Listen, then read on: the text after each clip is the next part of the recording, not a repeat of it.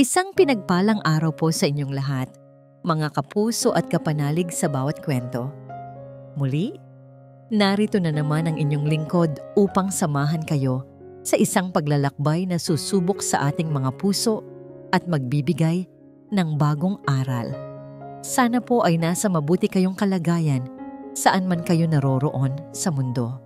Sabi nila, ang katapangan ay para lamang sa malalakas at makapangyarihan.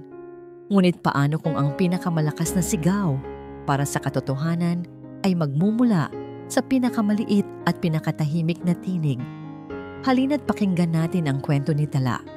Kumikinang ang lahat sa Hacienda de Luz.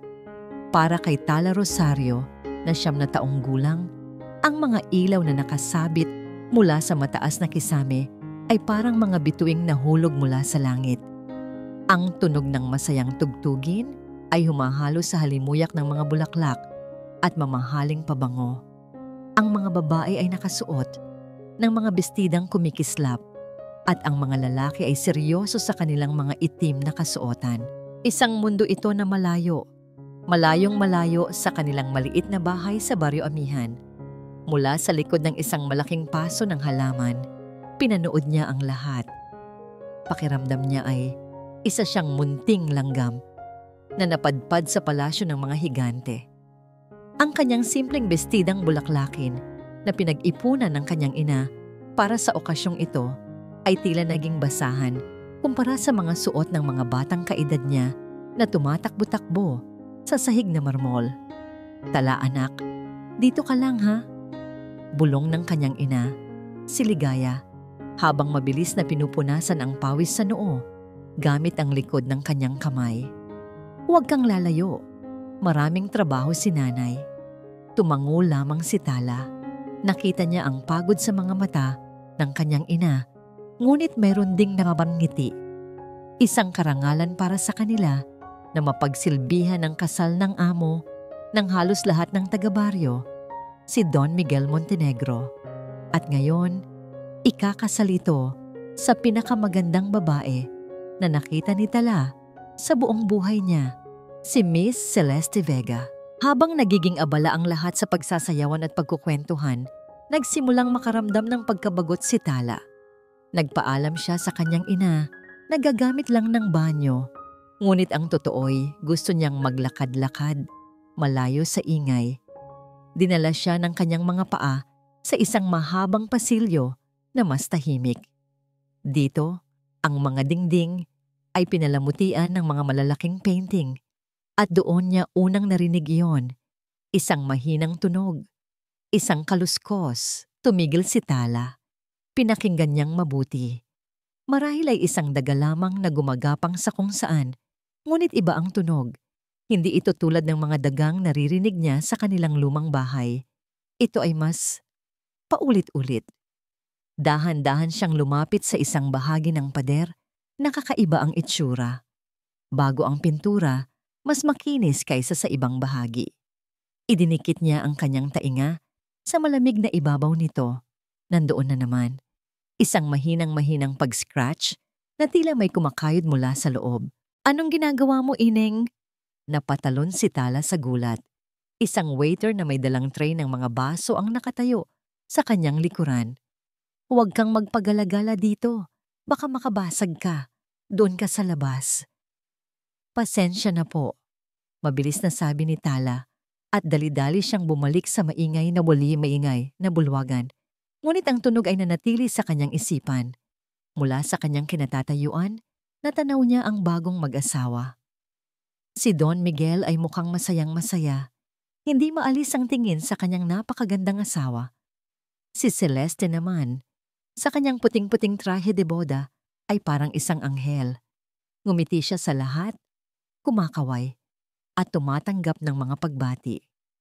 Ngunit nang gumala ang mga mata ni Celeste sa paligid, saglit itong tumama sa direksyon ni Tala. Sa isang saglit na pagtama ng kanilang mga mata, walang init, walang ngiti. Tila isang tingin na tumagos lamang sa kanya, na para siyang hangin. Nakaramdam ng kakaibang kilabot si Tala. Hindi niya maipaliwanag, hindi niya maintindihan. Ang tanging alam niya ay ang tunog na narinig niya ay hindi pangkaraniwan. Binaliwala niya ang takot na baka mapagalitan. Kailangan niyang malaman kung ano yon. Nang magsimula ang mabagal na sayaw at lahat ng atensyon ay nasa bagong kasal, dahan-dahan siyang tumakas muli. Bumalik siya sa tahimik na pasilyo, sa tapat ng bagong pader. Mas malinaw na ngayon. Hindi lang ito kaluskos. May kasama itong mahinang katok. Sunod-sunod. Mahina. Tila pagod na, ngunit desperado. Hindi ito gawa ng hayop. Gawa ito ng tao. Ang puso ni Tala ay nagsimulang tumibok ng napakabilis. Ang kanyang mga kamay ay nanlamig. May tao ba sa loob? Paano? Bakit? Sa gitna ng kanyang pagkalito at lumalaking takot, inangat niya ang kanyang maliit na kamay. Dahan-dahan, idinampin niya ang kanyang mga daliri sa makinis at malamig na pader, na para bang sa paghaplos niya rito ay maiintindihan niya ang lihim na itinatago nito. Ano ang ginagawa mo dyan, bata? Isang boses na matalim at malamig ang tumusok sa katahimikan mula sa kanyang likuran. Hindi na niya kailangan lumingon para malaman kung sino ito. Ito ang boses ng anghel na ngayon ay nagmistulang yelo sa kanyang pandinig. Ito ang boses ni Celeste. Dahan-dahang lumingon si Tala. Ang kanyang kamay ay nanginginig pa rin sa pagkakahawak sa pader. Nakatayo sa kanyang harapan si Celeste. Ang napakagandang mukha nito na hinahangaan ng lahat kanina ay wala ng bakas ng anumang mangiti. Ang mga mata nito na kasing kulay ng malalim na gabi ay nakatitig sa kanya ng may lamig na hindi niya pa nararanasan. Ang mamahaling bestida nito ay parang yelo na kumikinang sa ilalim ng ilaw ng pasilyo. Tinanong kita, ulit ni Celeste. Ang bawat salita ay mabagal at may diin. Ano ang ginagawa mo sa pader na yan? Nagsimulang mamuo ang luha sa mga mata ni Tala. Ang dila niya ay tila umurong at hindi makapagsalita. Ang tanging naisip niya ay ang bilin ng kanyang ina. Huwag gagawa ng gulo. Wala po. Pautal-utal na sagot ng bata. Tinitingnan ko lang po. Ang ganda po kasi. Isang pagsisinungaling na kahit siya ay hindi kapani-paniwala. Isang bahagyang ngisi ang sumilay sa mga labi ni Celeste, ngunit hindi ito umabot sa kanyang mga mata. Lumuhod siya para magpantay ang kanilang mukha. Ang amoy ng kanyang pabango ay napakatapang, halos nakakahilo. Hinawakan ni Celeste ang baba ni Tala gamit ang kanyang mga daliri na may mahahabang kuko at pulang nail polish. Ang hawak ay malumanay, ngunit mayroon itong bigat na nagpapahiwatig ng panganib. Talaga? Nagagandahan ka? Tanong ni Celeste sa isang boses na parang bulong. Alam mo, ang mga batang katulad mo ay dapat marunong kung saan sila lulugar. Ang lugar ninyo ay doon. Bahagya niyang itinuon ang ulo sa direksyon ng kusina. Hindi dito. Naiintindihan mo ba? Walang nagawa si Tala kundi ang tumango habang pinipigilan ang luhang malapit ng bumagsak. Binitawan ni Celeste ang kanyang baba at tumayo. Inayos nito ang kanyang bestida na parang walang nangyari. Mabuti, dahil ayokong magkaroon ng problema, lalo na ang nanay mo. Mukha pa naman siyang masipag. Sayang kung mawawalan siya ng trabaho dahil lang sa isang batang hindi marunong sumunod. Ang bawat salita ay parang karayom na tumusok sa puso ni Tala. Ito na ang kinatatakutan niya, ang kapakanan ng kanyang ina. Opo, pasensya na po. Halos pabulong na sabi ni Tala at mabilis na tumakbo palayo, pabalik sa ingay, pabalik sa lugar kung saan siya dapat naroroon. Sakto namang nasalubong niya ang kanyang ina na may dalang tray ng mga baso. Agad na nakita ni Ligaya ang takot sa mukha ng kanyang anak. Tala, saan ka ba nanggaling? Kanina pa kita hinahanap. Mabilis na inilapag ni Ligaya ang tray sa isang mesa at hinila ang anak sa isang tagong sulok malapit sa pinto ng kusina. Anak naman, sinabi ko sa'yo, huwag kang aalis sa tabi ko. Nakita ka ba ng kung sino? Hindi makasagot si Tala. Niyakap na lamang niya ang bewang ng kanyang ina at nagsimulang humikbi. Nako Diyos ko, bulong ni Ligaya. Ang boses ay puno ng pag-aalala. Hinaplos niya ang buhok ng anak. Anong nangyari? May ginawa ka bang hindi maganda? Tala, makinig ka. Hindi tayo pwedeng magkamali dito. Ang trabaho kong ito ang bumubuhay sa atin. Kapag nawala ito, hindi ko alam kung saan tayo pupulutin. Naramdaman ni Tala ang panginginig sa mga kamay ng kanyang ina. Naramdaman niya ang takot nito. Isang takot na mas malaki pa sa takot na naramdaman niya mula kay Celeste. Ang takot na mawalan ng lahat. Wala po, Nay. Pagsisinungaling ni Tala habang pinupunasan ang kanyang mga luha. Nadulas lang po ako. Tinitigan siya ni Ligaya, tila hindi kumbinsido. Ngunit wala na itong oras para mag-usisa pa. O sige na, mag-ingat ka. Dito ka na lang sa pwestong to, huwag ka nang aalis. Bumalik si Ligaya sa kanyang mga gawain at naiwan si Tala sa sulok, pasan ang bigat ng isang sikretong hindi niya kayang buhatin. Ang mga salita ni Celeste ay umuulit-ulit sa kanyang isipan, ang banta sa trabaho ng kanyang ina. Ngunit habang nakatayo roon, sa gitna ng selebrasyon, naalala niya ang isa pang boses, ang boses ng kanyang lolo Isagani, bago ito pumanaw. Ang katotohanan ay parang araw tala, sabi nito sa kanya isang hapon, habang pinapanood nila ang paglubog ng araw sa Baryo Amihan. Kahit anong pilit mong takpan ng iyong mga kamay, sisikat at sisikat pa rin yan. At kapag sumikat na, walang kadilimang hindi kayang talunin. Ang alaalang iyon ay nagbigay sa kanya ng kakaibang lakas. Tumingin siya sa mga taong nagsasaya.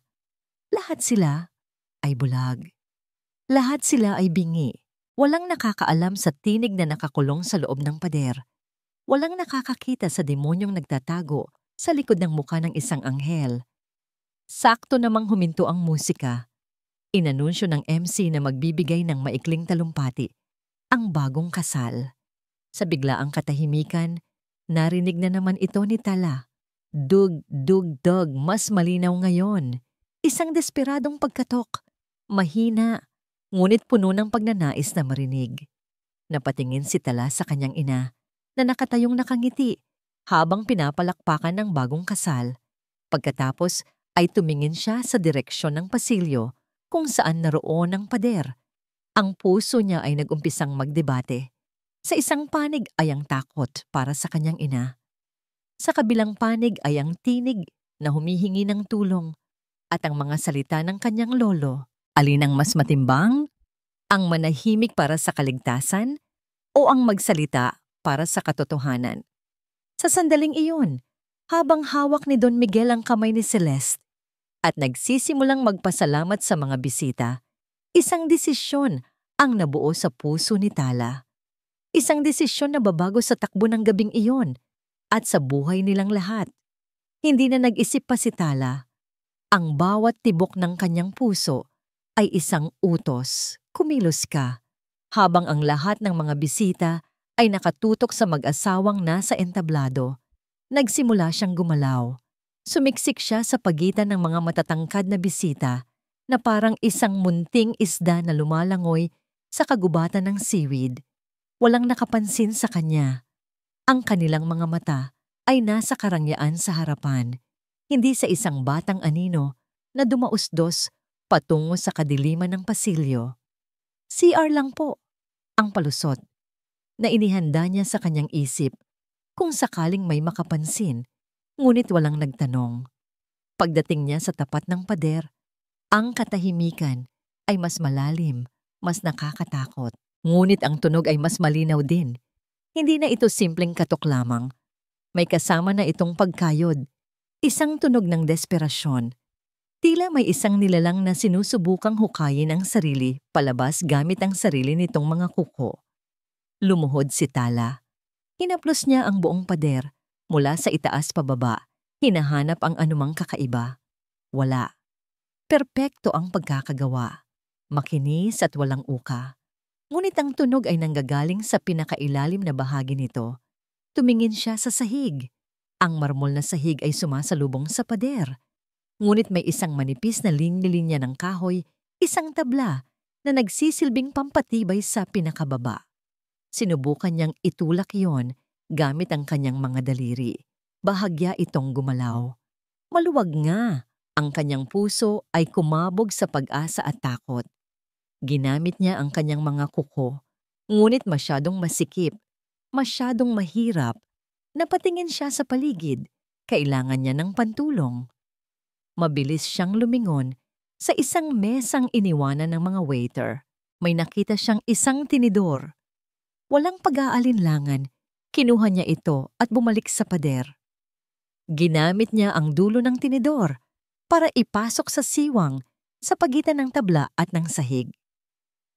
Nagsimula siyang mag-angat. Ang tunog ng metal na kumikiskis sa kahoy ay tila napakalakas sa katahimikan ng pasilyo. Bawat galaw niya ay may kasamang dasal na sana'y walang makarinig. Matigas ang tabla. Ilang beses na dumulas ang tinidor at muntik na niyang masugatan ang kanyang kamay. Ngunit hindi siya sumuko.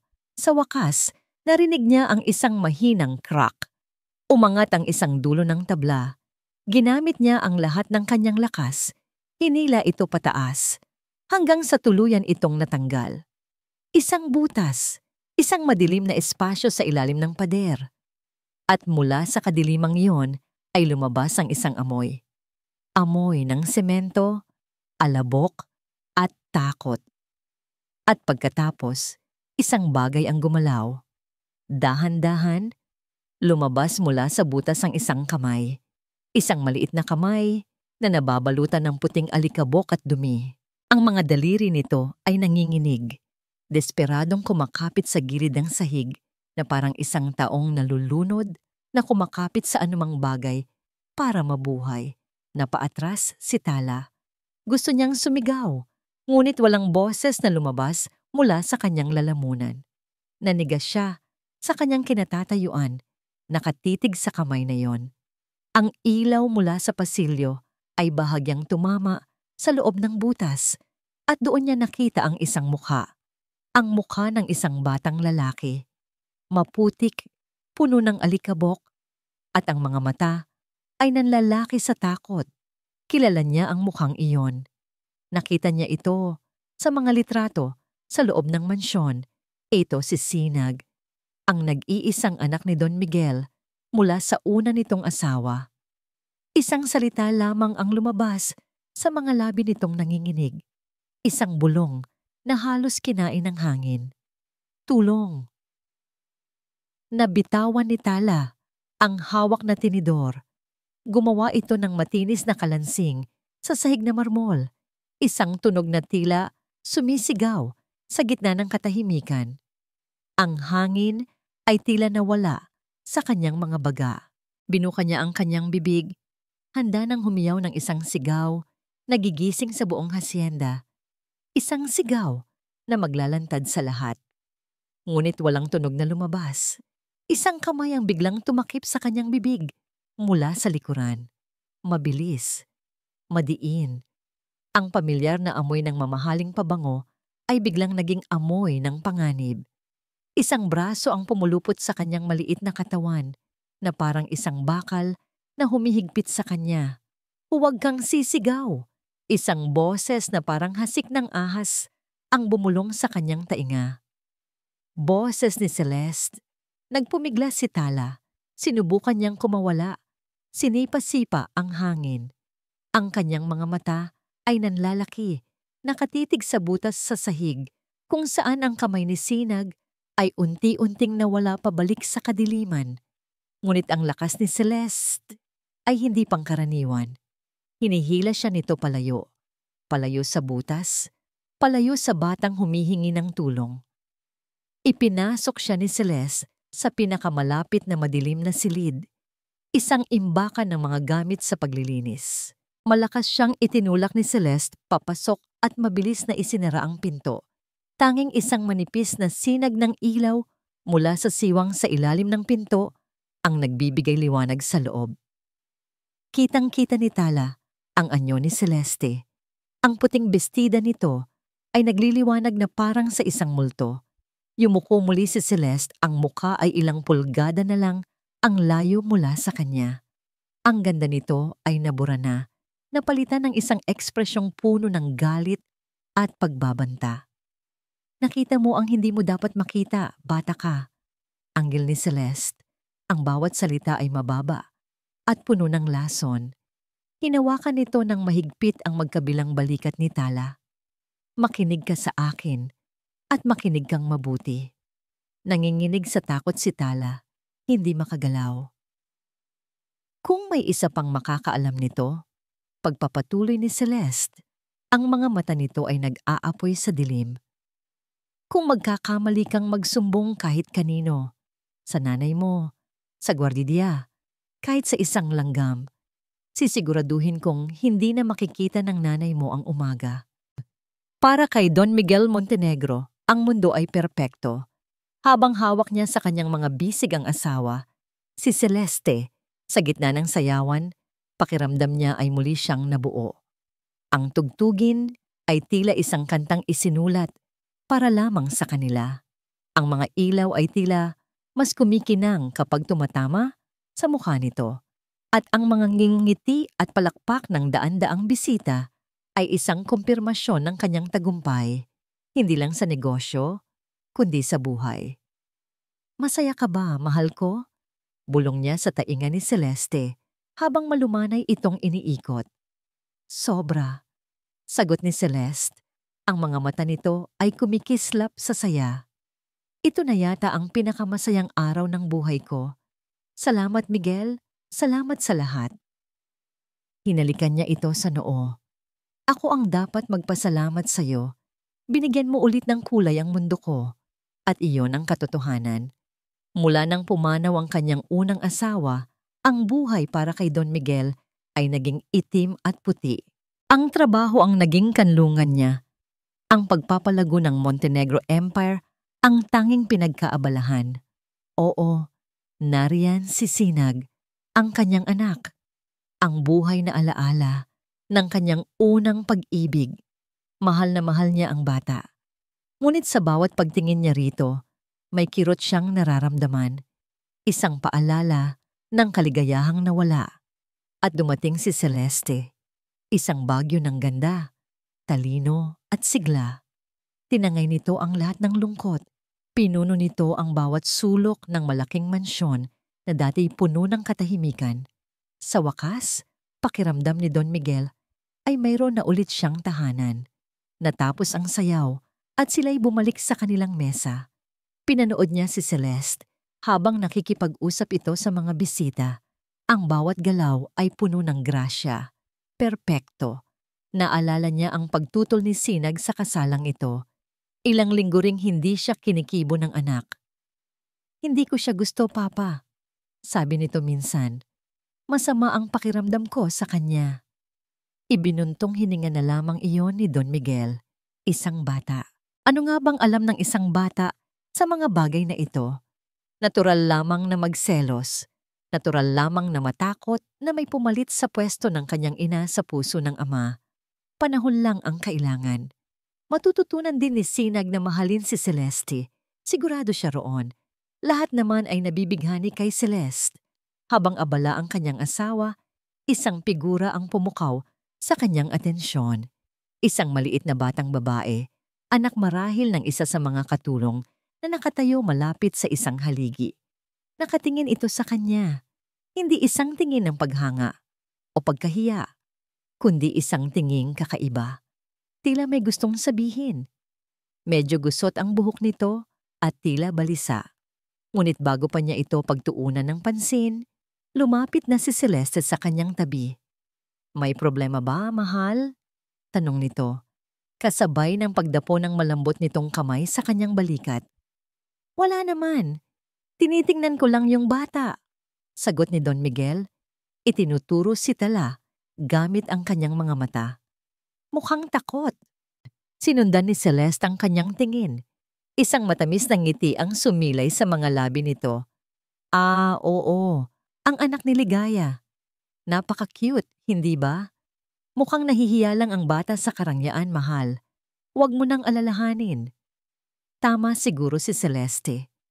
Sanay na si Don Miguel sa mga ganitong reaksyon mula sa mga taong hindi sanay sa yaman.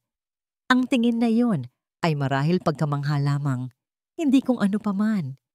Muli niyang ibinaling ang kanyang buong atensyon sa asawa. Salamat sa pag-intindi sa lahat, Celeste. Maging sa mga maliliit na bagay, sabi niya. Siyempre, pamilya na tayo ngayon. Ang mga alalahanin mo ay alalahanin ko na rin, sagot nito, at hinaplos ang kanyang pisngi. Sa sandaling iyon, sa gitna ng kaligayahan, isang maliit na detalye ang pumasok sa kanyang isip. Ang huling piraso ng kanyang pamilya na hindi niya pa nakikita sa buong selebrasyon. Nasaan nga pala si Sinag? Tanong niya kay Celeste. Ang tono ay kaswal. Isang amang naghahanap lang sa kanyang anak. Kanina ko pa siya hindi nakikita. Humigop muna ng champagne si Celeste bago sumagot. Ang kanyang mukha ay kalmado. Walang bahid ng anumang pag-aalala. Nagpapahinga na siguro. Alam mo naman, hindi siya sanay sa maraming tao. Sinabihan ko na lang na magpahinga muna sa kwarto niya. Isang sagot na napakaluhikal. Isang sagot na perpektong tugma sa pagkakakilala niya sa kanyang anak. Tumango si Don Miguel. Kontento sa narinig. Nawala na sa isip niya si Sinag at bumalik ang kanyang atensyon sa magandang babaeng nasa kanyang harapan. Hindi niya alam na sa kabilang banda ng pader, ang kanyang anak ay hindi nagpapahinga. Hindi niya alam na ang batang babae kanina ay hindi nahihiya, kundi natatakot. At higit sa lahat, hindi niya alam na ang anghel na kanyang pinakasalan ay isang demonyong may pinakatatagong madilim na lihim. Pagkatapos bitawan ni Celeste, nanginginig na tumakbo si Tala, palabas ng madilim na silid. Bawat hibla ng kanyang katawan ay sumisigaw. Tumakbo ka, magtago ka, huwag kang lilingon. Ngunit ang mga salita ni Celeste ay parang tanikalang nakapulupot sa kanyang isipan. Mas mabigat pa sa takot na nararamdaman niya para sa sarili. Sisiguraduhin kong hindi na makikita ng nanay mo ang umaga. Ang imahe ng kanyang ina, si Ligaya, na pagod ngunit nakangiti, ay biglang lumitaw sa kanyang isipan. Ang nanay niya na gagawin ang lahat para sa kanya. Paano niya hahayaang mapahamak ito? Ngunit paano rin niya hahayaan si Sinag? Ang mukha nitong puno ng alikabok at desperasyon ay nakatatak na rin sa kanyang balintataw. Ang mahinang bulong nitong tulong ay mas malakas pa sa tugtuging nagmumula sa bulwagan. Nagtago si Tala sa likod ng isang kurtina. Ang kanyang paghinga ay mababaw at mabilis. Kailangan niyang mag-isip. Hindi niya pwedeng direktang lapitan si Don Miguel. Siguradong haharangin siya ni Celeste. Hindi rin niya pwedeng sabihin sa kanyang ina. Masisira lang ang puso nito sa takot. Kailangan niyang gumawa ng paraan na hindi halata. Isang paraan na hindi maglalagay sa kanila sa direktang panganib. Isang ideya ang pumasok sa kanyang isip. Mahina, ngunit yun lang ang meron siya. Nakikita niya ang isang waiter na naghahanda ng isang pitzel ng tubig para sa presidential table. Hinintay niyang tumalikod ito at sa isang iglap, kinuha niya ang pitzel. Mabigat ito para sa kanya, ngunit tiniis niya. Naglakad siya papalapit sa mesa ng bagong kasal. Ang puso niya ay dumadagundong sa kanyang dibdib. Ang bawat hakbang ay isang pakikipaglaban sa takot na nagsasabing bumalik na siya. Nakatayo si Don Miguel, nakikipag-usap sa isang bisita. Si Celeste naman ay nakaupo, nakangiti. Ngunit ang mga mata nito ay matalas, nagmamasid sa lahat. Nakita nito si Tala. Sa isang saglit, ang nangiti ni Celeste ay nawala. Napalitan ng isang babala sa kanyang mga mata. Ngunit hindi na pwedeng umatras si Tala. Nandoon na siya. "Excuse po," sabi ni Tala sa isang mahinang boses, lumalapit kay Don Miguel. "Tubig po, sir." Nagambala si Don Miguel sa kanyang pakikipag-usap at lumingon sa kanya.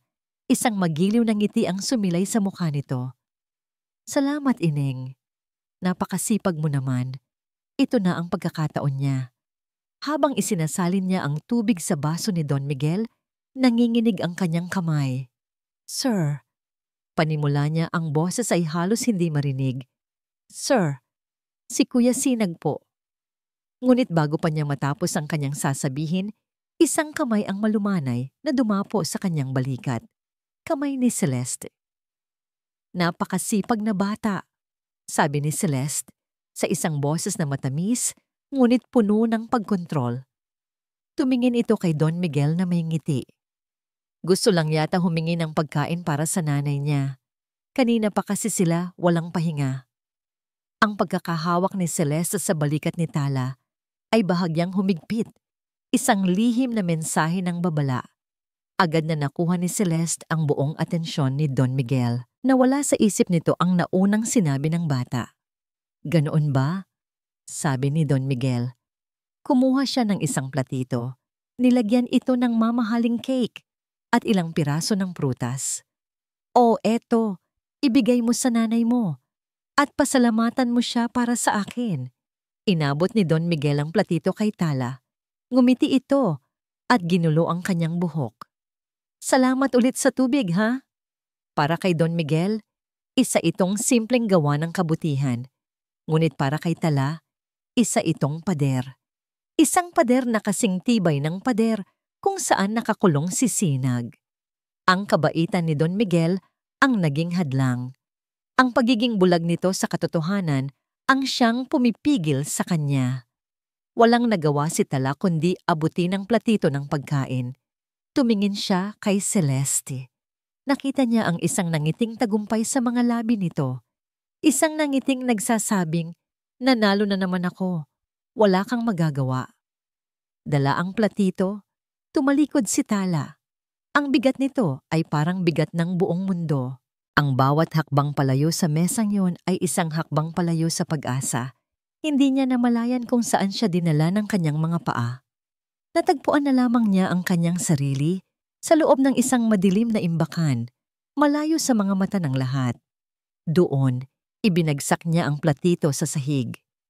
Ang tunog ng nabasag na pinggan ay kasabay ng pagbagsak ng kanyang mga luha.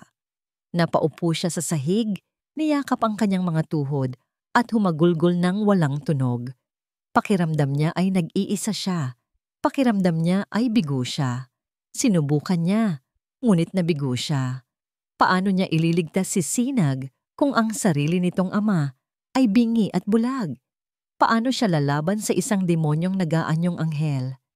Sa gabing iyon, sa gitna ng isang marangyang pagdiriwang, ang pag-asa ng isang 9 taong gulang na bata ay unti-unting namatay. Ang basag na platito sa sahig ay larawan ng durog na puso ni Tala. Ilang minuto siyang nanatili sa dilim ng imbakan, hinahayaang dumaloy ang mga luhang hindi niya napigilan kanina. Ang bawat hikbi ay isang pagsuko. Ang bawat patak ng luha ay isang pag-amin sa kanyang kabiguan. "Tala, anak, nandyan ka ba?" Ang boses ng kanyang ina ay tila sinag ng liwanag na tumagos sa kadiliman. Mabilis na bumukas ang pinto at bumungad si Ligaya, ang muka ay puno ng pag-aalala. Nakita nito ang anak na nakaupo sa sahig at ang basag na pinggan sa tabi nito. "Diyos ko, Tala, anong nangyari?" Mabilis itong lumapit at niyakap ang nanginginig na anak. "Bakit ka nandito? Bakit ka umiiyak?" At itong plato, hindi makasagot si Tala. Paano niya ipapaliwanag? Paano niya sasabihin na ang dahilan ng kanyang pag-iyak ay isang sikretong kayang sumira sa kanilang buhay? Umiling na lamang siya. "Wala po, Nay. Nabitawan ko lang po. Natakot po ako." Isang malalim na buntong hininga ang pinakawalan ni Ligaya. Hinawakan nito ang mukha ni Tala at pinunasan ang mga luha gamit ang kanyang magaspang na palad. Anak, kinakabahan ako sa'yo. Halika na. Aalis na tayo dito. Lilinisin ko na lang tumamaya. Ngunit paglabas nila ng pinto, isang anino ang tila nag-aabang sa kanila. Nakatayo si Celeste sa pasilyo, ang mga braso ay magkasalikop sa dibdib. Isang matamis, ngunit mapanganib. Nangiti ang nakapinta sa kanyang mga labi. "Oh, ligaya, nandito lang pala kayo," sabi ni Celeste sa isang boses na malambing. "Sakto, may kailangan akong ipagawa sa'yo." Tumingin ito sa basag na pinggan sa sahig ng imbakan at pagkatapos ay kay Tala. Mukhang may naging clumsy yata. "Pasensya na po, Ma'am Celeste. Ako na po ang bahala dyan. Aksidente lang po." Mabilis na sagot ni Ligaya, bahagyang itinutulak si Tala sa kanyang likuran. "Alam ko," sabi ni Celeste, ang ngiti ay hindi nawawala. "Ngunit may mas malaki tayong problema. May isang guest na aksidenteng natapon ang isang buong bote ng red wine sa hardin, malapit sa mga puting rosas ni Don Miguel. Kailangang malinis yun ngayon din bago matuyo at mag-iwan ng mantsa. Gusto pa naman niyang magpakuha ng litrato doon mamayang gabi." Namilog ang mga mata ni Ligaya. "Ngayon na po, pero madilim po sa labas at..." "Kaya mo yan, Ligaya," putol ni Celeste. Ang tono ay hindi na nagtatanong, kundi nag-uutos na. "Ikaw ang pinakamagaling sa mga tauhan dito, hindi ba? May ilaw naman doon. Magdala ka na lang ng basahan at isang timba ng tubig." Ang utos ay malinaw. Hindi ito isang simpleng paglilinis. Ito ay isang parusa. Walang sino man ang maglilinis ng natapong alak sa hardin sa gitna ng gabi.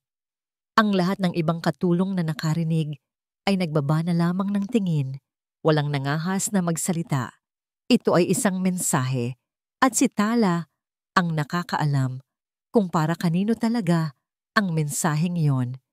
Walang nagawa si Ligaya kundi ang tumango. "Masusunod po, Ma'am Celeste." Kinuha ni Ligaya ang mga gamit sa paglilinis at lumabas patungo sa malamig na hardin sa likuran. Naiwan si Tala, nakatayo sa harap ni Celeste, nanginginig sa galit at kawalan ng magawa. Yumuko si Celeste sa kanya at bumulong, "See, actions have consequences, little girl." At pagkatapos ay tumalikod ito at bumalik sa salo-salo na parang walang nangyari. Pumunta si Tala sa isang malaking bintanang salamin na tanawang hardin sa likod. At doon, nakita niya ang isang tanawing dumurog sa kanyang puso. Sa ilalim ng isang madilaw na ilaw ng poste, nakaluhod ang kanyang ina sa mamasa-masang damuhan. Gamit ang isang maliit na basahan, isa-isa niyang pinupunasan ng lupa at ang mga dahon ng rosas na nabahiran ng pulang alak. Ang malamig na hangin ng gabi ay nagpapalipad sa kanyang buhok at manipis na uniforme. Paminsan-minsan, tumitigil ito para umubo dahil sa lamig. Ang bawat pagkayod ni Ligaya sa lupa ay parang pagkayod sa puso ni Tala. "Kasalanan ko to. Kung nanahimik na lang sana ako, kung hindi na lang sana ako bumalik sa pader na yon." Ang pagkakasala ay parang laso na gumapang sa kanyang buong katawan. Ang pananahimik niya para protektahan ng kanyang ina ang siyang mismong naglagay dito sa kapahamakan. Napahawak siya sa kanyang dibdib. Naramdaman niya ang malamig na metal ng kwintas na palagi niyang suot. Isang maliit na medalyon na may nakaukit na bituin. Ang huling regalo ng kanyang lolo Isagani. Naalala niya ang sinabi nito. Ang tunay na tapang Tala ay hindi ang kawalan ng takot. Ito ay ang paggawa ng tama, kahit nanginginig ka pa sa takot. Nanginginig siya ngayon. Nanginginig sa takot, sa galit, sa lamig. Ngunit ang imahe ng kanyang ina na nagdurusa at ang imahe ni Sinag na nakakulong sa dilim ay mas malakas kaysa sa anumang panginginig. Ang pananahimik ay hindi proteksyon. Ang pananahimik ay pagpayag. Dahan-dahan, Pinunasan ni Tala ang kanyang mga luha. Ang mga hikbi ay napalitan ng isang matatag na paghinga. Ang takot sa kanyang mga mata ay unti-unting naglaho, napalitan ng isang bagay na mas matigas, mas matibay. Isang determinasyon. Tumingin siyang muli sa kanyang ina sa labas. At pagkatapos ay ibinaling niya ang kanyang tingin sa direksyon ng maingay na bulwagan, kung saan ang halimaw ay nagsasaya. Tapos na ang pag-iyak, tapos na ang pagtatago. Kung may isang bagay siyang gagawin, kailangan na niya itong gawin ngayon. Ang oras ay tumatakbo, kasabay ng unti-unting pag-alis ng mga bisita. Ang malakas na tugtugin kanina ay napalitan na ng isang malumanay na instrumental. Ang masiglang tawanan ay naging mahinang bulungan na lamang. Ang pagdiriwang ay malapit nang matapos. Para kay Tala, ang bawat minutong lumilipas ay parang isang butil ng buhangin na nahuhulog, hudyat na nauubos na ang oras ni Sinag. Ang determinasyon na nabuo sa kanyang puso habang pinapanood ang ina ay hindi nawala. Ngunit hinaluan ito ng matinding pag-iisa.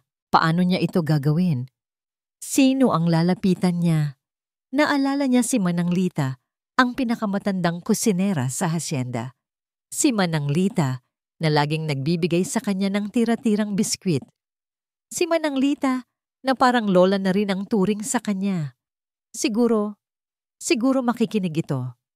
Mabilis na tinungo ni Tala ang daan papuntang kusina. Naabutan niya si Manang Lita sa isang sulok, nagpupunas ng mga platito. Tumingin muna si Tala sa paligid para siguraduhing walang ibang nakakarinig. Manang Lita, bulong niya, halos manginig ang boses. "Oh, Tala, iha, anong ginagawa mo dito? Gabing-gabi na," sagot ng matanda. Isang mabait na ngangiti ang gumuhit sa pagod nitong mukha. "Manang, may kailangan po akong sabihin," sabi ni Tala, hinila ang laylayan ng damit ng matanda. "Importante po. Tungkol po kay Kuya Sinag." Nawala ang nangiti ni Manang Lita. "Anong tungkol sa batang yon?" Huminga ng malalim si Tala. "Manang, nakita ko po. Nakakulong po siya sa loob ng pader sa pasilyo." "Totoo po."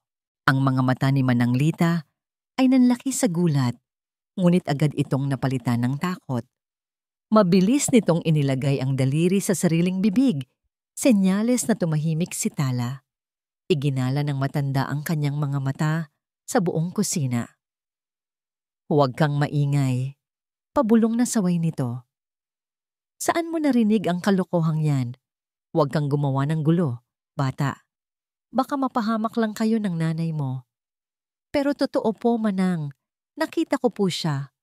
Giit ni Tala, ang luha ay nagsisimula na namang mamuo. "Kailangan po natin siyang tulungan." Umiling-iling si Manang Lita at hinawakan ang mga balikat ni Tala. "Makinig ka, iha. Marami nang nangyayari sa mundong ito na mas mabuting hindi na lang nakikita.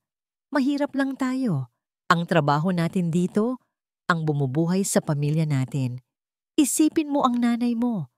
Gusto mo ba siyang makitang palabasin sa hasyendang ito na walang daladala?" Ang mga salita ng matanda ay tumama kay Tala nang mas masakit pa sa banta ni Celeste, dahil ang mga salitang ito ay hindi galing sa kasamaan, kundi sa takot. Isang takot na naiintindihan niya. Isang takot na sumasalamin sa takot ng kanyang ina. Binitawan siya ni Manang Lita at tumalikod. "Kalimutan mo na ang nakita mo, Tala, para sa ikabubuti ng lahat." Sa sandaling iyon, naintindihan ni Tala. Walang tutulong sa kanya. Ang mga taong dapat niyang pagkatiwalaan ay mas pipiliin ang manahimik para sa sarili nilang kaligtasan. Nag-iisa siya sa laban na ito. Bumalik siya sa bulwagan. Ang pakiramdam ng pag-iisa ay parang isang mabigat na kumot na bumalot sa kanya. Nagtago siya ulit sa likod ng isang haligi at mula doon ay pinanood niya ang mga huling sandali ng pagdiriwang. Nakita niya si Don Miguel, Tumatawa habang kausap ang isang matandang lalaki, walang kamalay-malay, sa trahedyang nagaganap sa ilalim mismo ng kanyang bubong. At nakita niya si Celeste, ang perpektong nobya, nakikipagbeso-beso sa mga paalis na bisita. Ang ngiti ay hindi nawawala sa kanyang mga labi. Ngunit napansin ni Tala ang isang bagay. Paminsan-minsan, sa gitna ng kanyang pakikipag-usap, ang mga mata ni Celeste ay sumusulyap sa direksyon ng pasilyo kung nasaan ang pader. Isang mabilis na sulyap na may kasamang isang napakaliit, halos hindi makitang ngiti. Isang nangiting hindi masaya, isang nangiting mayabang at masama. Biglang inanunsyo ng MC. At para sa huling bahagi ng ating pagdiriwang, pakinggan po natin ang pangwakas na mensahe mula sa ating groom, ang nag-iisang Don Miguel Montenegro. Nagsimulang magpalakpakan ang mga tao. Nagsimulang maglakad si Don Miguel papunta sa maliit na entablado. Ito na. Ito na ang huling pagkakataon. Kapag natapos magsalita si Don Miguel, uuwi na ang lahat. Ang hasyenda ay tatahimik. At sa katahimikang iyon, ang hininga ni Sinag ay maaaring tuluyan ng mawala. Huminga ng malalim si Tala. Ang takot ay nandoon pa rin, gumagapang sa kanyang sikmura. Ngunit ang imahe ng kanyang inang nakaluhod sa hardin at ang masamang mamangiti ni Celeste ay mas malakas. Gawin mo ang tama. Kahit nanginginig ka pa sa takot, bulong ng alaala ng kanyang lolo Isagani. Hinawakan niya ng mahigpit ang kwintas sa kanyang leeg. Ang maliit na bituin ay tila nagbigay ng kaunting init sa kanyang nanlalamig na balat. Lumabas siya mula sa kanyang pinagtataguan. Naglakad siya papalabas sa anino. Ang kanyang mga mata ay nakatuon sa entablado, sa lalaking may hawak ng mikropono. Hindi alintana ang panganib. Ito na ang lahat o wala. Nagsimulang magsalita si Don Miguel sa mikropono. Ang boses ay puno ng pasasalamat. Para kay Tala, iyon ang hudyat. Wala nang atrasan. Mula sa kinatatayuan niya, tumakbo siya. Isang munting katawan na puno ng determinasyon. Nilagpasan niya ang mga natitirang bisita. Ang tanging nakikita ng kanyang mga mata ay ang liwanag ng entablado. Ang kanyang mga paa ay halos hindi sumasayad sa sahig na marmol. Ang mga boses sa paligid ay nawala. Napalitan ng malakas na kabog ng kanyang dibdib. Malapit na siya. 10 hakbang na lang. 5. 3. Ngunit bago pa man niya maabot ang unang baitang ng entablado, isang anino ang humarang sa kanyang daraanan. 2 anino. 2 lalaking nakaitim na barong, ang mga security guard ng hasyenda. Sandali lang.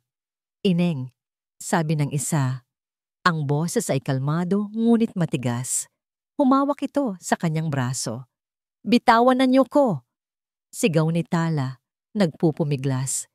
Kailangan kong makausap si Sir Miguel. Importante po. Sinubukan niyang sumigaw, ngunit ang boses niya ay nalunod sa malakas na palakpakan ng mga bisita para sa talumpati ni Don Miguel. Walang sino man ang nakapansin sa munting komosyon sa gilid. Walang sino man ang nakarinig sa desperado niyang sigaw.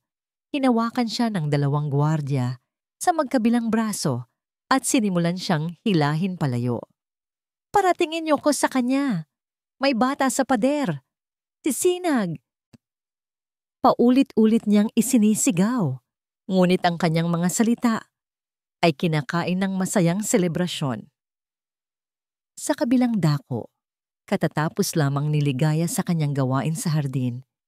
Nanginginig siya sa lamig, ang kanyang mga kamay ay naninigas, at ang kanyang likod ay kumikirot. Ang tanging nasa isip niya ay mahanap si Tala at umuwi na sila. Pumasok siya sa bulwagan mula sa pinto sa likod, at ang una niyang nakita ay isang eksenang halos ikahimatay niya. Ang kanyang anak. Ang kanyang 9 na taong gulang na si Tala, pinagtutulungan, hinihila ng 2 malalaking gwardiya na parang isang kriminal. Tala! Sigaw ni Ligaya at mabilis na tumakbo palapit. Anong ginagawa ninyo sa anak ko? Bitawan na niyo siya. Pasensya na po, ma'am, sabi ng isang gwardiya. Hindi binibitawan si Tala. Utos po ito. Utos? Kaninong utos? Tanong ni Ligaya. Ang boses ay basag na sa pagkalito at takot. Nagkakamali lang po kayo. Isa lang siyang bata. Walang ginagawang masama ang anak ko. Pilit niyang inaagaw si Tala mula sa mga gwardiya, ngunit wala siyang lakas. Nagmamakaawa siya, lumuluha sa harap nila. Parang awa niyo na. Anong kasalanan niya? Sabihin niyo sa akin. Ang isang gwardiya ay umiwas ng tingin, tila naaawa, ngunit ang isa ay sumagot ng walang emosyon. Utos po ng ginang. Pinalalabas na po kayo ng hasyenda. Ang ginang? Napatingin si Ligaya sa entablado. Nakita niya si Celeste, nakatayo sa tabi ni Don Miguel, nakangiti at kumakaway. Ang perpektong larawan ng isang anghel. Hindi maari. Baka nagkamali lang kayo ng dinig. Habang hinihila sila papalayo, sa gitna ng pagmamakaawa ni Ligaya at pagpupumiglas ni Tala, isang imahe ang huling nakita ni Tala. Tumingin si Celeste sa kanilang direksyon. Sa gitna ng palakpakan at pagbati, itinaas ni Celeste ang kanyang kopita ng champagne at uminom mula rito. Ang mga mata nito ay nakatitig sa kanila. At sa mga labi nito, isang ngiting tagumpay, ang dahan-dahang sumilay. Iyon ang huling imahe na nakita ni Tala bago sila tuluyang kinaladkad palabas ng mansyon, palabas sa liwanag, patungo sa kadiliman ng gabi. Malakas silang itinulak palabas ng malaking bakal na tarangkahan ng Hacienda de Luz. Ang malakas na tunog ng pagsara nito ay tila isang hatol. Isang hatol na nagsasabing wala na silang lugar sa mundong yon. Sa labas, ang tanging maririnig ay ang tunog ng mga kuliglig at ang ihip ng malamig na hangin. Ang liwanag at musika mula sa loob ng hasyenda ay tila nasa ibang mundo na. Nanghina ang mga tuhod ni Ligaya. Napaluhod siya sa magaspang na daan. Hinila niya si Tala sa isang mahigpit na yakap. At doon, sa ilalim ng malamlam na ilaw ng buwan, siya ay humagulgol. Ang lahat ng pagod, takot at kahihiyan ay bumuhos sa sauno sa anyo ng mga luhang walang tigil. Hinaplos niya ang buhok ng kanyang anak. Ang kanyang buong katawan ay nanginginig. Tumingin siya sa mga mata ni Tala, mga matang puno ng galit at pagkabigo. "Anak?" sabi ni Ligaya sa pagitan ng kanyang mga hikbi. Ang boses ay puno ng sakit at kawalan ng pag-asa. "Ano ba ang ginawa mo? Paano na tayo?" Ang mga salita ni Ligaya ay parang mga piraso ng bubog na tumusok sa puso ni Tala. Paano na tayo? Hindi ito isang simpleng tanong. Ito ay isang tunog ng pagkawasak. Ito ang tunog ng isang inang sumusuko na. Sa buong buhay ni Tala, ang kanyang ina, ang kanyang naging pader, ang kanyang lakas. Ngayong nakikita niya itong nakaluhod at durog sa lupa, naintindihan ni Tala na wala nang mas masahol pa rito, ang banta ni Celeste, ang pagkawala ng trabaho, ang kahihiyan. Wala nang mas hihigit pa sa sakit na makitang nawawala ng pag-asa ang taong pinakamamahal mo sa buong mundo. Isang bagay ang pumutok sa loob ni Tala. Hindi ito basta determinasyon, ito ay galit. Isang dalisay na galit na ipinanganak mula sa pag-ibig. Bigla siyang kumawala sa yakap ng kanyang ina. Ang kilos ay napakabilis at hindi inaasahan, kaya't hindi nakakilos si Ligaya. "Tala, saan ka pupunta?" "Anak, bumalik ka dito." Sigaw ni Ligaya, sinusubukang tumayo. Ngunit hindi lumingon si Tala. Hindi siya tumigil. Ang tanging direksyon na tinatakbuhan niya ay pabalik. Pabalik sa malaki at nakakatakot na tarangkahan ng Hacienda de Luz. "Tala!" Ang sigaw ng kanyang ina ay parang hangin na lamang sa kanyang tainga. Ang buong mundo niya ay lumiit sa isang layunin. Ang kanyang maliliit na binti ay gumalaw ng mas mabilis kaysa dati. Ang bawat hakbang ay isang paglaban sa takot na nagsasabing huminto siya. Pagdating niya sa tarangkahan, hinawakan niya ng mahigpit ang malamig at matitigas na bakal. Ang mga kamay niya ay napakaliit kumpara sa dambuhalang gate. Suminghap siya. Hinugot ang lahat ng hangin mula sa kanyang munting mga baga at mula sa kaibuturan ng kanyang kaluluwa, inilabas niya ang lahat. Tuloong! Isang sigaw na matinis, desperado at puno ng katotohanan. Isang sigaw na bumasag sa katahimikan ng gabi. May bata sa loob ng pader. Nasa loob ng pader si Sinag. Hinawakan niya ng mas mahigpit ang mga rehas. Ang kanyang mga buko ay namumuti. Muli siyang sumigaw. Mas malakas, mas desperado. Tulong! Si Sinag Montenegro. Tulungan ninyo siya. Ang mga gwardiya sa loob ay nagulantang. Mabilis silang lumapit sa gate. Hoy bata, umalis ka na dyan. Gumagawa ka ng iskandalo. Ngunit huli na sila. Isang itim at makintab na kotse na papalabas na sana ng hasyenda ang biglang huminto. Ang matinis na tunog ng preno nito ay sinundan ng isa pa at isa pa. Ang mga nakakasilaw na headlight ay tumutok sa gate na nagbibigay liwanag sa isang di pangkaraniwang eksena. Isang batang babae na nakakapit sa rehas na parang isang bilanggo at isang babaeng umiiyak sa di kalayuan. Bumukas ang pinto ng unang kotse. Isang matangkad na lalaki na may edad na, nakasuot ng mamahaling Amerikana, ang lumabas. Siya si Ginoong Velasco, isa sa pinakamalapit na kaibigan at pinakamahalagang business partner ni Don Miguel. Anong kaguluhan ito? Tanong ni Ginoong Velasco sa mga gwardiya. Ang boses ay kalmado, ngunit may awtoridad. Wala po, sir. Isang bata lang po na nagwawala. Mabilis na sagot ng isang gwardiya. Sinusubukang itaboy si Tala. Ngunit hindi inalis ni Tala ang kanyang tingin kay Ginoong Velasco. Totoo po. Sigaw niya. Ang mga luha ay bumabagsak na sa kanyang pisngi. Nandoon po si Sinag, ang anak ni Sir Miguel. Ikinulong po siya sa pader ng bagong asawa niya. Natigilan si Ginoong Velasco. Ang akusasyon ay napakabigat at napakaimposible. Ngunit ang desperasyon sa mga mata ng bata ay hindi maikakaila. Tumingin siya kay Ligaya na ngayon ay papalapit na, umiiyak at nagmamakaawa. Pasensya na po, sir. Pagpasensyahan niyo na po ang anak ko. Sabi ni Ligaya, sinusubukang hilahin si Tala. Hindi, nay. Pagpupumiglas ni Tala. Kailangan nilang malaman. Kailangan nilang maniwala. Tinitigan ni Ginoong Velasco ang mag-ina. Pagkatapos ay ang mga gwardiyang halatang hindi alam ang gagawin. Isang bagay sa eksenang ito ang mali. Hindi niya ito maaaring palampasin. Naglabas siya ng kanyang telepono, ngunit ibinaba rin ito. Hindi ito dapat idaan sa tawag. Tumingin siya sa hepe ng mga gwardya. Buksan ninyo ang gate. Pero sir, ang sabi ko, buksan ninyo ang gate. Ulit ni Ginoong Velasco, ang boses ay hindi na nagtatanong. Kakausapin ko mismo si Miguel. At sa harap ng mga mata ni Tala, ang bakal na tarangkahan na nagkulong sa kanila sa labas ay dahan-dahan at maingay na bumukas muli.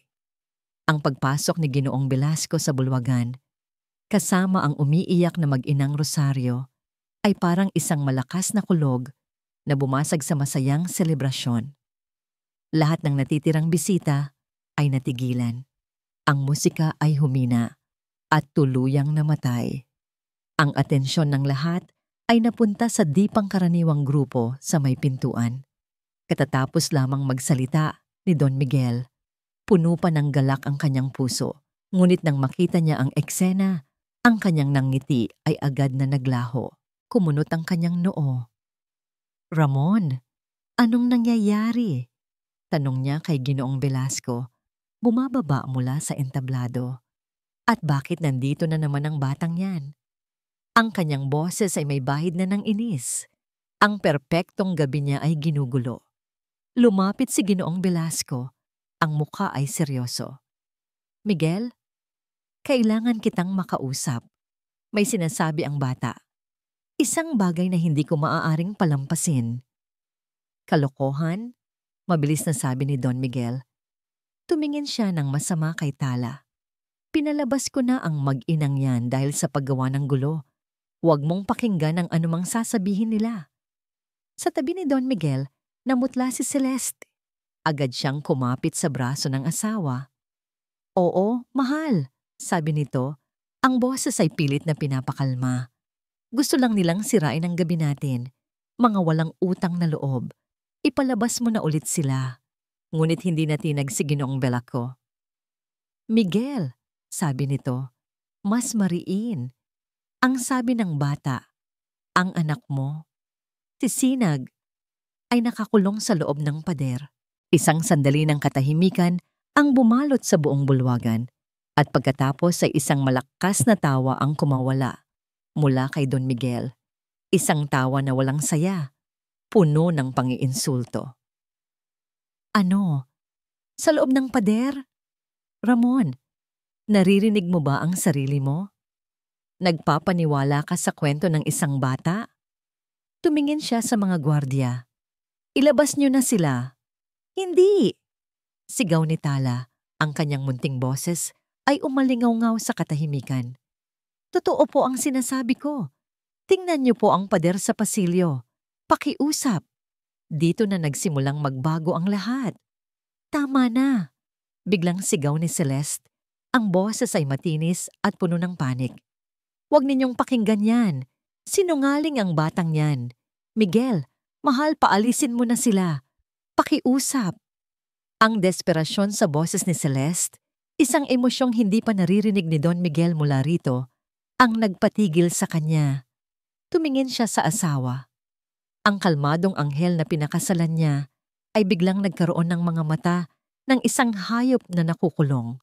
Nakita niya ang takot. Ang matinding takot. At sa isang iglap, lahat ng maliliit na piraso ay nagsimulang magdikit-dikit sa kanyang isipan. Ang pag-ayaw ni Sinag kay Celeste. Ang biglaang pagkawala nito sa party. Ang balisang tingin ni Tala kanina. At ngayon, ang matinding pagtutol ni Celeste na alamin ang katotohanan. Bakit? Kung ito'y isang kasinungalingan, bakit siya ganito katakot? Isang malamig na kilabot ang gumapang sa likod ni Don Miguel. Tumingin siya kay Tala pagkatapos ay sa pasilyo at pabalik sa nanginginig na asawa. Kung kasinungalingan lang yan, sabi ni Don Miguel sa isang boses na mababa at mapanganib. Wala namang masama kung titingnan natin, hindi ba? Huwag, Miguel. Pagmamakaawa ni Celeste, humihigpit ang kapit sa braso nito. Huwag mo nang patulan. Ngunit huli na. Ang binhi ng pagdududa ay naitanim na. Tinanggal ni Don Miguel ang kamay ni Celeste mula sa kanyang braso at naglakad patungo sa pasilyo. Sumunod ang lahat. Ang kanilang pag-usisa ay mas malakas kaysa sa takot. Itinuro ni Tala ang pader. Diyan po. Tinitigan ni Don Miguel ang pader. Perpekto, bago, walang bakas ng kahit ano. Ngunit ang imahe ng takot sa mukha ni Celeste ay hindi maalis sa kanyang isipan. Tumingin siya sa hepe ng mga gwardiya. Ang kanyang boses ay umalingaw-ngaw sa buong hasyenda, isang utos na hindi na mababawi. Gibain ang pader na yan, ngayon din. Natigilan ng lahat. Pero Don Miguel, ang sabi ko, gibain yan. Sigaw niya, isang sigaw na puno ng kapangyarihan at lumalaking takot. Walang nagawa ang mga tauhan, kundi sumunod. Kumuha sila ng maso mula sa imbakan. Ang unang pagpalo sa pader ay gumawa ng isang malakas at nakakabininging tunog. Sinundan ito ng isa pa at isa pa. Ang bawat palo ay parang isang suntok sa dibdib ni Don Miguel. Sa bawat basag sa pader, bumabasag din ang mundo niya. Tigilan niyo yan! Sigaw ni Celeste.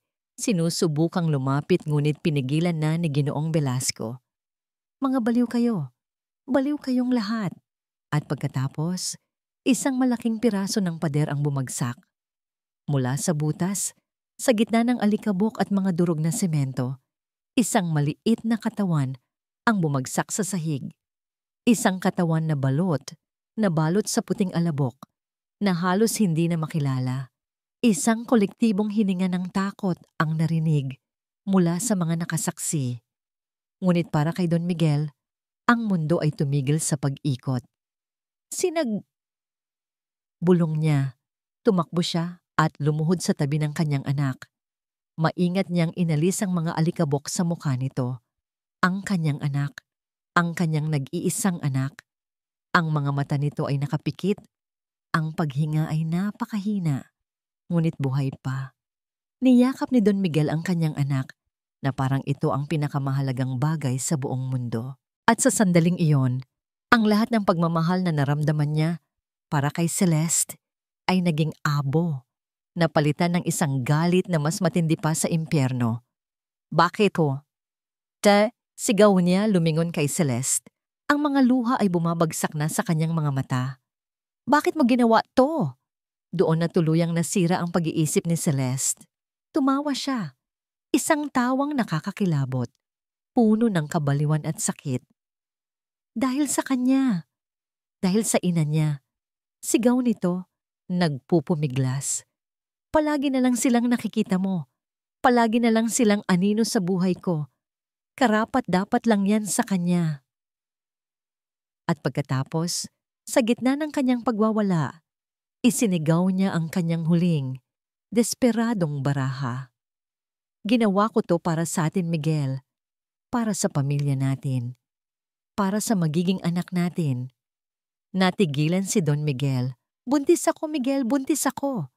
Sa gitna ng kaguluhan, ng pag-iyak, at ng nakakabaliw na pag-amin, isang tunog ang nagsimulang marinig mula sa labas. Ang tunog ng mga sirena ng pulis. Papalapit. Papalakas. Lumipas ang ilang araw.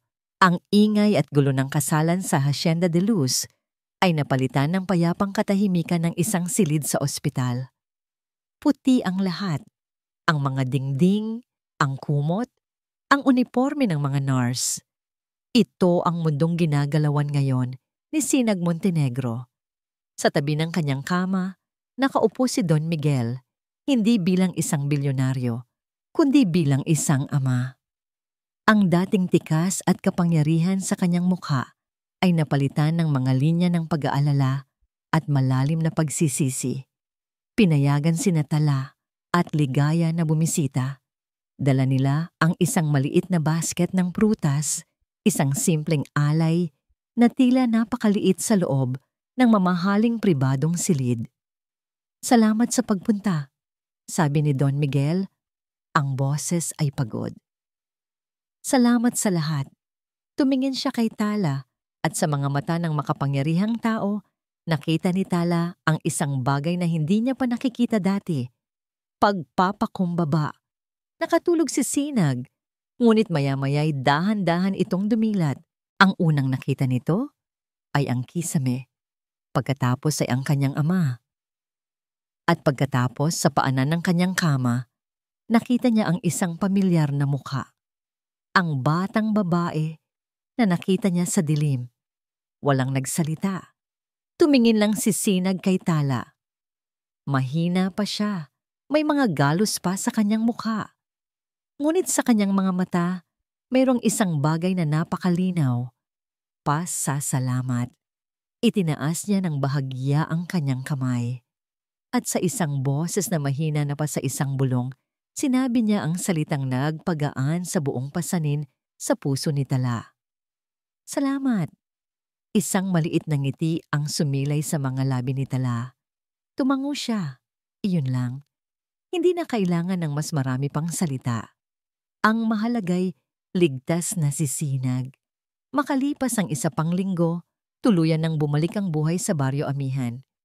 Inaresto si Celeste at ang kwento ng kasal na naging trahedya ay naging usap-usapan sa buong bansa. Ngunit sa maliit na baryo ni Natala, ang buhay ay nagpatuloy. Ang mga manok ay tumitilaok pa rin sa umaga at ang amoy ng sinaing ay lumalaganap pa rin sa hangin. Isang hapon, habang nagwawalis si Tala, Sa kanilang bakuran, isang itim at makintab na sasakyan ang huminto sa tapat ng kanilang maliit na bahay.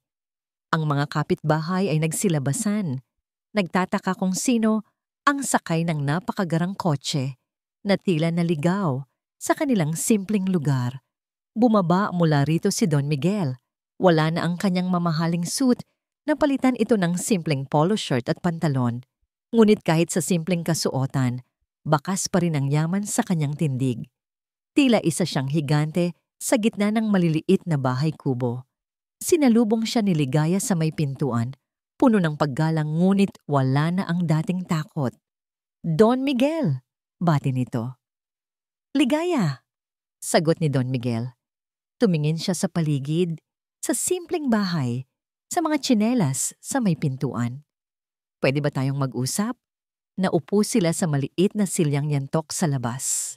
Si Tala ay tumayo sa tabi ng kanyang ina, tahimik na nakikinig. "Hindi ko alam kung paano magsisimula."